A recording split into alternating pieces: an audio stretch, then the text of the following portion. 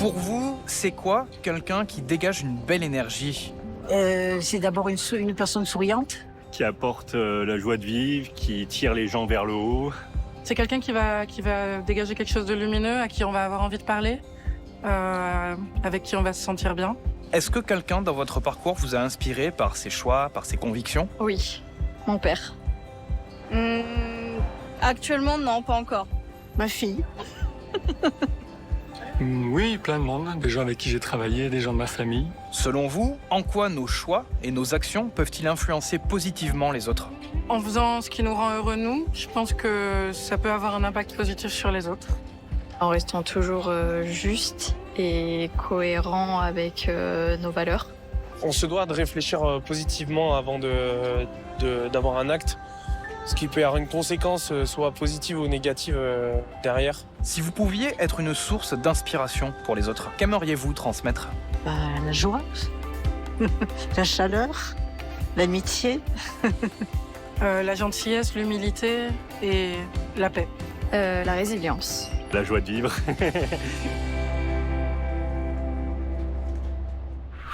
Bonjour et bienvenue dans ce nouvel épisode de Ma foi, l'émission qui parle de la foi chrétienne et qui pose des questions sur de grands thèmes de société. Aujourd'hui, nous allons parler de rayonnement, de la lumière visible à cet éclat intérieur invisible. Peut-on vraiment considérer le rayonnement comme un phénomène naturel ou une force qui traverse l'être humain? Et si nos choix, nos gestes avaient le pouvoir d'éclairer ce qui nous entoure? Pour mieux comprendre ce phénomène lumineux, on a mené notre enquête. Chacun de nous porte en lui une énergie capable d'éclairer son chemin intérieur et d'impacter celui des autres. Ce rayonnement dépend surtout de nos choix. Un peu plus tard, Damien nous emmènera en Alsace, à la rencontre de Thomas Burger, arboriculteur passionné. Avec lui, nous découvrirons comment de simples gestes engagés peuvent rayonner bien au-delà des vergers. Moi, je voulais avoir un métier qui ait du sens, de combiner aussi ma foi avec la façon dont on prend soin de nos arbres fruitiers. Pour moi, c'est vraiment important de pouvoir rayonner à travers mon métier. Et pour m'accompagner tout au long de cette émission, j'accueille Olivier Tisser. Olivier est un entrepreneur et un leader engagé. Ancien dirigeant d'une société de consulting, il a progressivement orienté sa vie et ses actions vers des projets humanitaires à rayonnement international, alliant son expertise professionnelle à des valeurs de solidarité. Olivier, bonjour. Bonjour David. Écoute, c'est un plaisir de t'avoir avec nous. En début d'émission, comme ça, j'aimerais bien qu'on puisse mieux te connaître. Tu peux nous raconter ton parcours de vie, ton parcours de foi. Peut-être qu'il y a des gens aussi qui ont rayonné auprès de toi, comme ces personnes dans la rue. Oui, tout à fait, oui. Mais écoute, je viens d'une famille non religieuse. Mon père était athée, fils d'instituteur du Sud-Ouest, donc vraiment on grandit dans le côté pensée critique. Ma mère catholique, mais pas pratiquante à l'époque.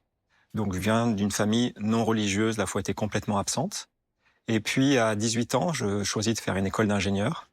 Et là, je rencontre une jeune fille avec une croix protestante autour du cou. C'est la première fois que je voyais ça. Je savais même pas que ça existait. Et puis elle me dit en plus qu'elle est fille de pasteur. Ah oui. Donc là, La encore totale. une fois, la totale. Ah bon, ok. Très étonnant pour moi. Et donc elle me parle de sa foi. Et j'avoue que ça commence à me travailler parce que j'étais en recherche, je pense, à ce moment-là, comme beaucoup de jeunes, mais vraiment, voilà, voir ce qu'il pouvait y avoir derrière. Et puis, je pars 1 an en Écosse, en échange Erasmus. Et là, je rencontre un gars, Alan, et qui met sa foi en pratique. Et je me souviens d'une anecdote qui m'a beaucoup marqué. Ouais. C'est que je le vois casser des CD dont les paroles n'étaient pas en adéquation avec l'évangile, tout simplement. Et ça lui coûtait beaucoup parce que un CD à l'époque, ça coûtait quand même très cher quand on était étudiant. Et ça m'a vraiment marqué de le voir à quel point il était capable de faire cet acte courageux et vraiment pour se remettre en phase avec ses valeurs. Et on voit comme ça aussi dans le micro-trottoir toutes ces personnes qui citent un père, un ami, ou des gens qui ont eu un impact, qui ont rayonné dans leur vie. Et comment ces deux personnes, finalement, dont tu nous as parlé là, ont impacté tes choix de vie, ton parcours? En fait, je pense que ce qui m'a impacté, c'est la foi en action. Et c'est de voir que c'est pas juste quelque chose que tu vis intérieurement, mais finalement, tu vas commencer à te mettre en action, à agir. Et puis, c'est ça qui, finalement, va faire rayonner les autres. Et moi, ça m'a permis de me questionner, de remettre, finalement, Dieu au centre de ma vie, de pouvoir cheminer avec lui, voir les choses autrement dans la relation que j'avais avec cette jeune femme, Anne-Rachel, qui est devenue ma femme, mon épouse, et donc de se projeter à long terme. Donc tu as découvert la foi et puis en plus l'amour. Exactement. Un beau package. La foi est un acte d'amour. Merci déjà pour ces premiers échanges. J'ai hâte de voir la suite du parcours, comment Dieu t'a mis en action pour vivre ta foi pleinement, comme tu l'as vu chez Alan par exemple. Ce que je te propose maintenant, c'est de regarder une enquête qu'on a menée, toujours sur le thème du rayonnement. On regarde ça ensemble et on se retrouve juste après. Aujourd'hui, nous explorons la notion de rayonnement en remontant à la racine du mot « rayon ». Le latin « radius » désignait à l'origine un faisceau de lumière émanant du centre d'un cercle, comme les faisceaux d'un spot. Le sens du terme s'est élargi pour décrire tout ce qui diffuse la lumière, symbolisant à la fois l'énergie physique et l'éclat intérieur, cette force de vie qui nous anime. Le soleil est évidemment un bon exemple pour illustrer le rayonnement.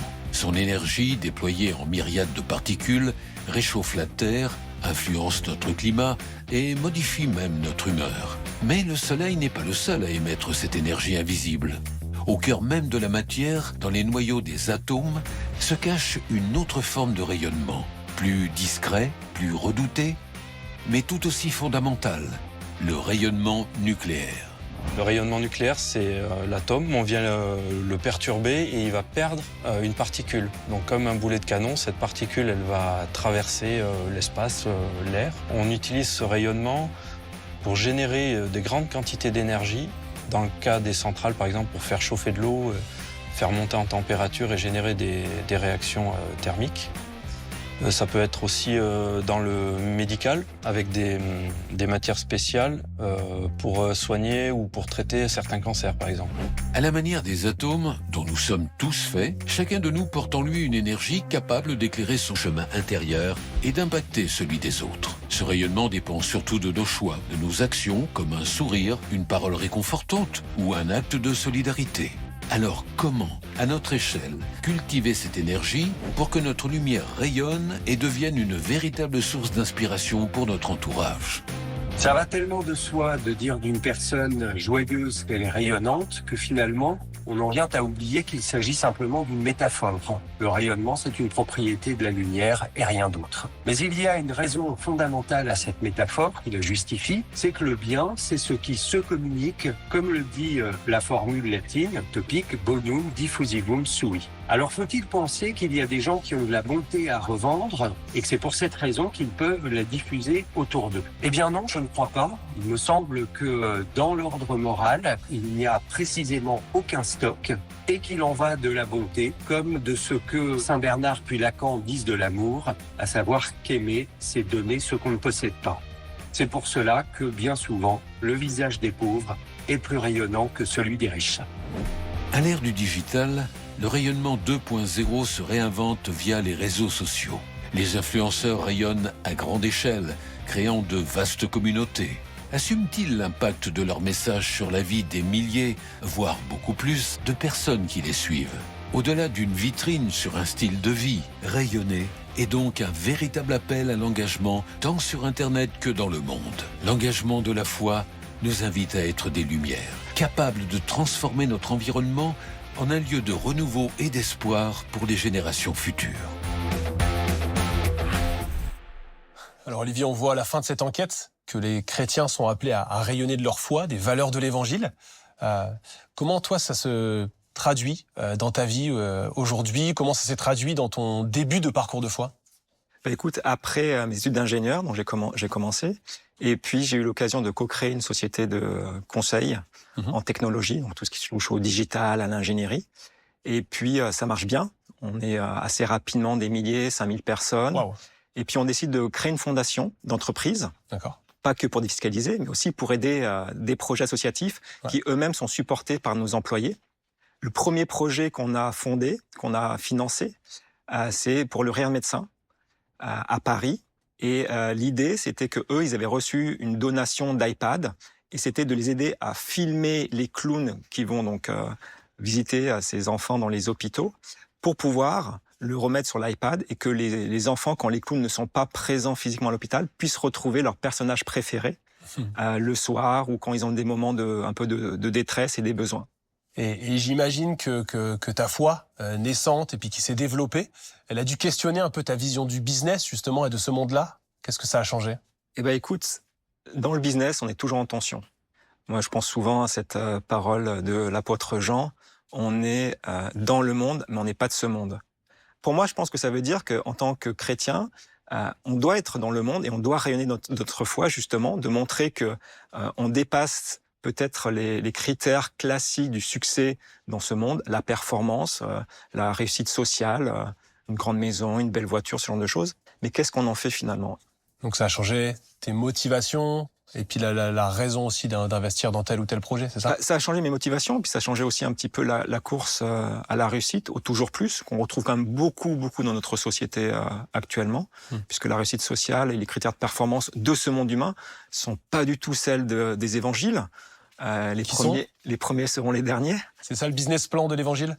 Je sais pas si c'est le business plan, mais en tout cas, le modèle que nous montre Jésus, c'est si tu veux être leader, sois le serviteur de tous. Et toi, dans ton parcours, à un moment donné, tu t'es trouvé au sommet de la réussite. Et c'est à ce moment-là que tu quittes ton entreprise. C'est radical comme position. Ben écoute, je vais raconter une anecdote. On a fêté nos 20 ans de mariage avec Anne-Rachel. Ah, bravo. Et puis, on est allé à Naples et Capri. Alors, c'est un peu cliché, mais... voilà, romantique, très romantique. Très romantique, et honnêtement, c'est très, très beau. Ouais. Et Capri, c'est une île, et je monte au sommet de cette île, et là, je vois un yacht, mais extraordinaire. Hyper moderne, milliardaire, 100 mètres de long, et tellement grand qu'il n'était pas au port, il était dans la baie. Ouais. Et puis, je redescends et je regarde sur Internet à qui il appartient. Ouais. Je vois que les 10 plus grands yachts du monde, ils appartiennent tous à des gens, des magnats du pétrole. Le yacht, c'est le summum de l'hubris. Ça sert à rien. Pour montrer qu'on a de l'argent. Voilà, c'est pour montrer qu'on a de l'argent, et c'est un peu, je trouve un peu la double peine. Donc c'est finalement cette course jusqu'où tu le matérialises.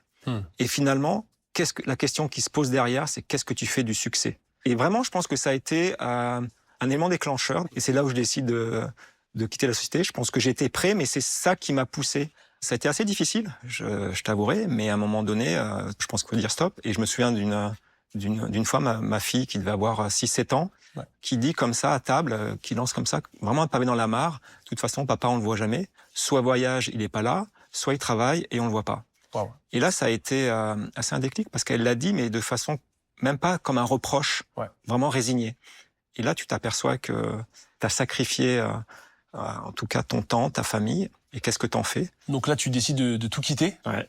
Et comment tu as vécu, peut-être plus à l'intérieur, cet arrêt avec une vie de succès, une vie où tu étais bien renommé? Bah écoute, cet arrêt, c'était de se reconnecter avec la famille, donc reprendre du temps pour se reconnecter. Après, ça a été, je pense, de rechercher le projet que Dieu pouvait avoir pour moi à ce moment-là, oui. Olivier, merci pour ces échanges. C'est beau de voir aussi ta foi en pratique, comme cette Alan aussi qui t'a impacté, qui a rayonné auprès de toi, qui a fait des choix radicaux.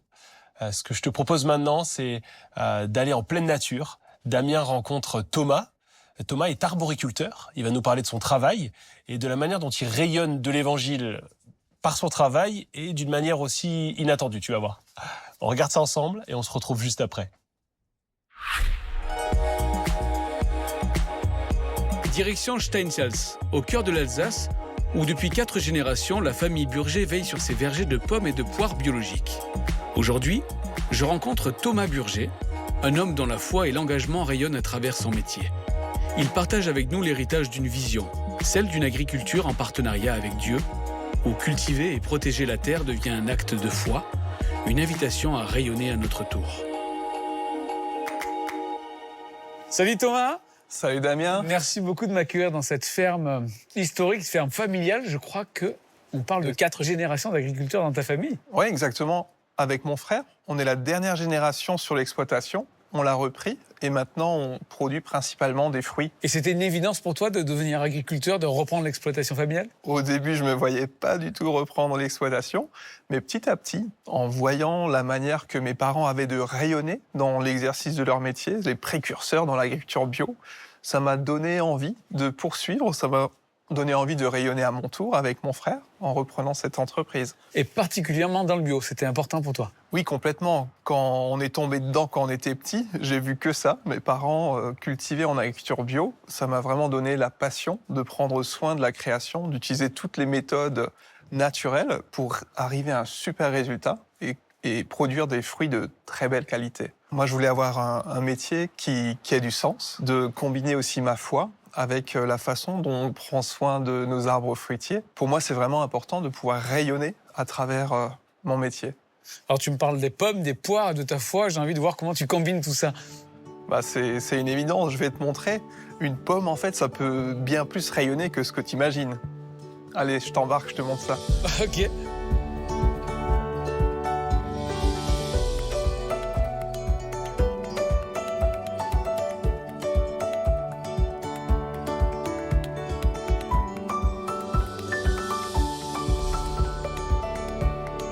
Bienvenue dans notre magasin de vente directe à la ferme. Tu vois, c'était une ancienne étable. On a un paquet de variétés différentes. Il y en a une bonne dizaine de pommes, quelques variétés de poires. Alors Thomas, c'est pas pour repartir avec un cajot de pommes gratuites, mais je me suis renseigné sur votre réputation et elle est excellente.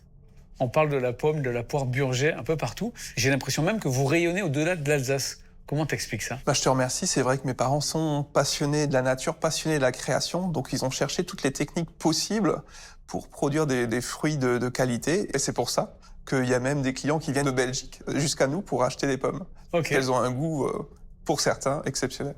Bon, on a beaucoup parlé. J'attendais la dégustation quand même.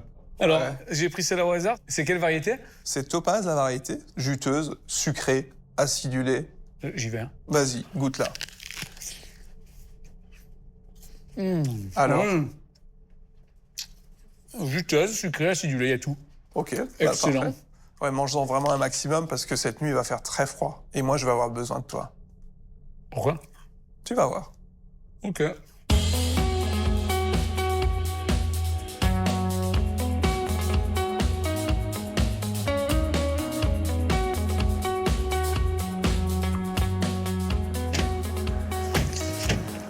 Waouh, Thomas, là, ça caille, hein? Alors, explique-moi. On prend les brûleurs. Ok. Allez, on y va.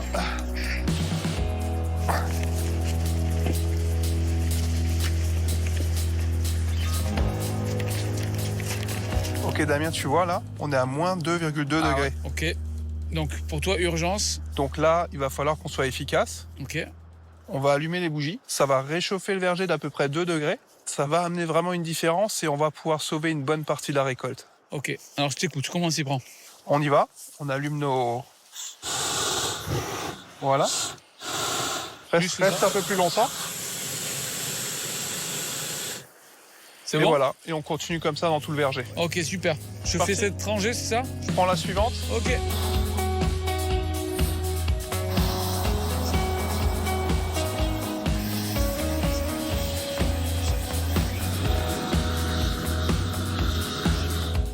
Thomas, je continue le travail là-bas? Ok.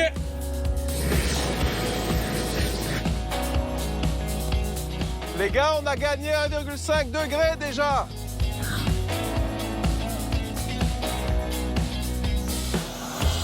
Ça va?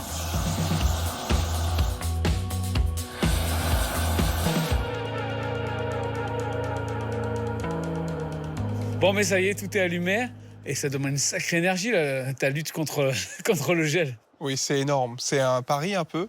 Et c'est vrai que parfois, c'est pas suffisant. C'est-à-dire, quand c'est pas suffisant, comment tu t'y prends? Je peux te raconter une anecdote. Il y a quelques temps, on avait aussi une nuit de gel comme ça. On a allumé toutes nos bougies, tous nos autres systèmes de lutte contre le gel. Mais c'était pas suffisant. Les températures ont continué de chuter au point où la récolte était vraiment en danger. Et là, moi, j'étais en larmes, je savais plus quoi faire. Je pensais vraiment qu'on allait perdre une grande partie de la récolte. Et d'un coup, un voile nuageux, il est arrivé. Il a recouvert l'ensemble de nos vergers et ça a remonté la température d'à peu près 2 degrés d'un coup. C'était vraiment une réponse à nos prières. Ça t'arrive souvent, ce genre de situation? Parce que c'est quand même le stress, la peur de tout perdre. Ces bougies qu'on allume, là, c'est un peu comme ce qui se passe dans ma vie perso, où parfois je suis dans une nuit de gel, je suis dans l'angoisse, dans la peur, dans des stress. Et en fait, je viens avec cette fatigue, je viens avec cette angoisse devant Dieu. Et lui, il fait toute la différence. Comme il le fait là, il vient amplifier la chaleur de ces bougies pour nous protéger du gel. De la même manière, quand on vient vers lui, il vient remplir nos cœurs de son rayonnement, il vient remplir nos cœurs de sa présence. Et c'est lui qui fait la différence.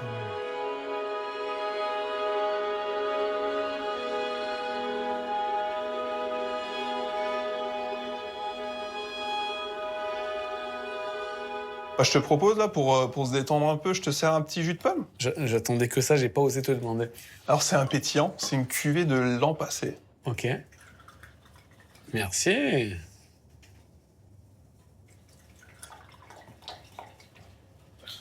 Bon, et santé? À la nouvelle récolte. Est-ce que je suis censé reconnaître la variété que j'ai goûtée tout à l'heure? Ouais, il y a un petit peu de topaz dedans, avec plein d'autres variétés. Ah, il y a le secret du mélange. Ah, il y a un mélange très fin. C'est un métier quand même vraiment intense, hein? Parfois, je me dis, on a vraiment un métier de fou en tant qu'agriculteur, là, à lutter contre le gel pendant la nuit, pendant que tout le monde dort tranquille. Nous, on est au taquet. C'est vrai. Mais tu sais, parfois, la vie de chrétien, c'est aussi être fou. Et d'ailleurs, il y a quelques années, j'ai fait un truc, mais vraiment fou.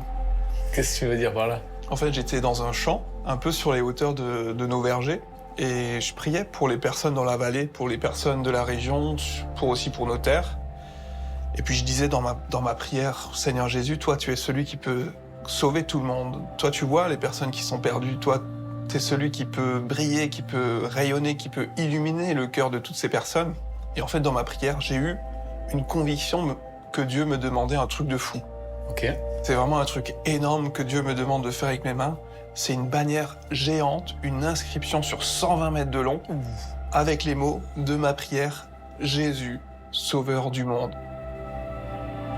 Des lettres géantes, 7 mètres de haut pour chaque lettre, 4 mètres de large, un truc de fou qui va être vu vraiment au loin. Dans mon cœur, je me suis dit, mais non, mais c'est pas possible ce truc. Mais j'ai mis ma foi à l'action.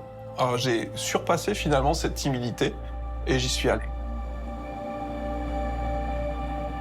Et t'as pas eu peur d'avoir des retours négatifs de gens qui apprécient pas du tout ce genre de message ou... Si, justement, j'avais peur notamment pour ma famille. On a eu tellement de personnes encouragées par ce projet, tellement de personnes qui ont été boostées dans leur foi, tellement de personnes qui ont su davantage rayonner de leur foi, davantage briller pour exprimer leur foi, pour partager cet espoir, pour partager que Jésus, il est le sauveur du monde.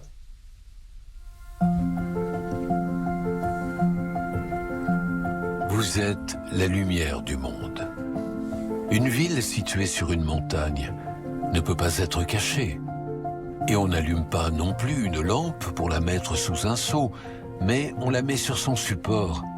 Et elle éclaire tous ceux qui sont dans la maison. Que de la même manière, votre lumière brille devant les hommes, afin qu'ils voient votre belle manière d'agir et qu'ainsi, ils célèbrent la gloire de votre Père céleste.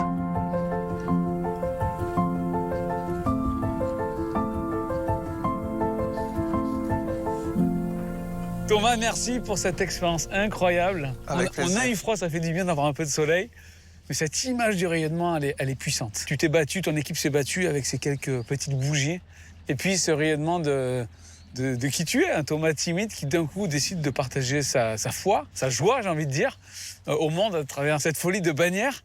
Et puis on a vraiment l'impression que c'est le rayonnement de Jésus à travers toi, à travers ta famille. Pour moi, c'était vraiment une joie de te partager ce qu'on vit ici sur la ferme, de te partager ma foi, de te partager ce que je vis avec Jésus. Et comme tu l'as dit, c'est d'abord Jésus qui vient rayonner dans mon cœur, qui vient me transformer, me faire passer de ce petit garçon tout timide à quelqu'un de plus confiant en lui et de le voir agir dans mon quotidien de la ferme, de le voir sauver la production de l'année. Comme on l'a vu, incroyable, quelques petits degrés. Et en fait, c'est ça, s'abandonner à Dieu. On fait une petite chose, on va allumer quelques petites bougies, on va faire une petite part, et lui, il va le multiplier. Et lui, il va faire grandir cette flamme, et il va nous sauver, il va sauver la récolte, il va faire l'impossible.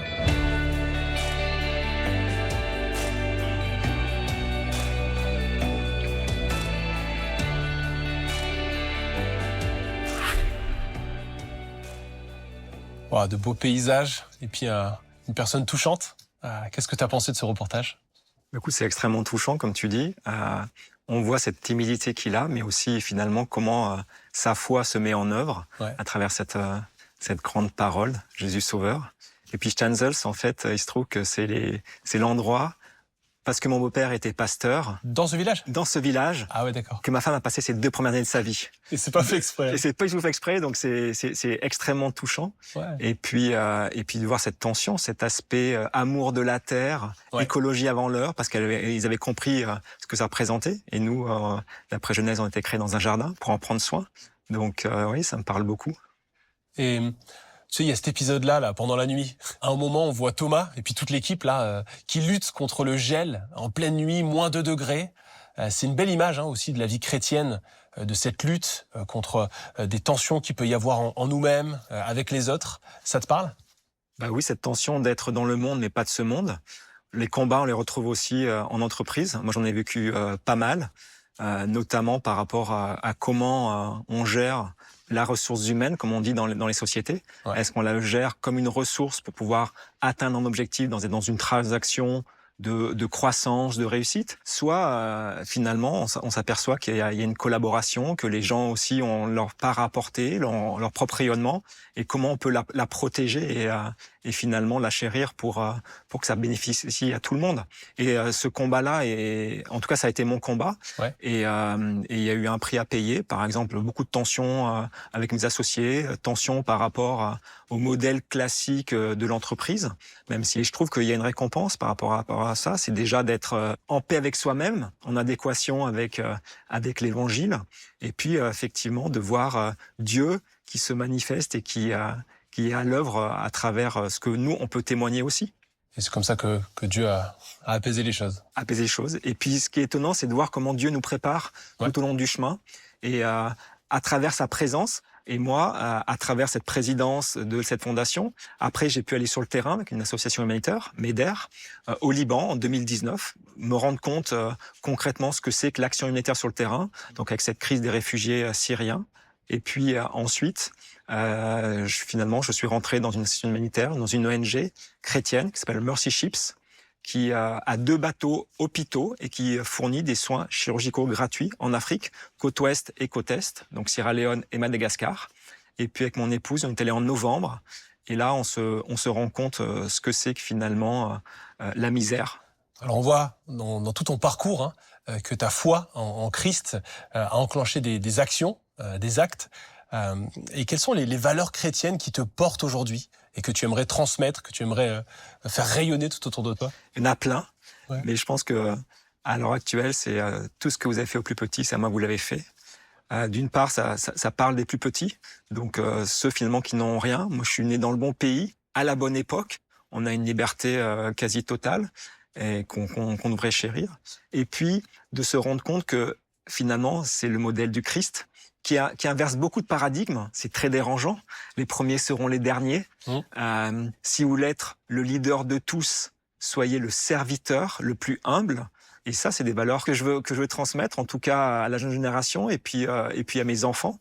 Finalement, c'est simplement de dire que Jésus seul, Jésus est le chemin, et puis finalement on peut le suivre. Et quelles que soient les vallées de l'ombre et de la mort qu'on va traverser, il est là. Et il est toujours là avec nous. Wow. Merci pour ce témoignage et merci pour ton rayonnement aussi. J'espère que vous avez passé un bon moment avec nous en notre compagnie et que vous aurez vous aussi cette envie de rayonner autour de vous. N'oubliez pas que vous pouvez nous retrouver sur les réseaux sociaux et puis sur la plateforme France.tv pendant 1 mois. Et moi j'espère vous retrouver dès la prochaine fois.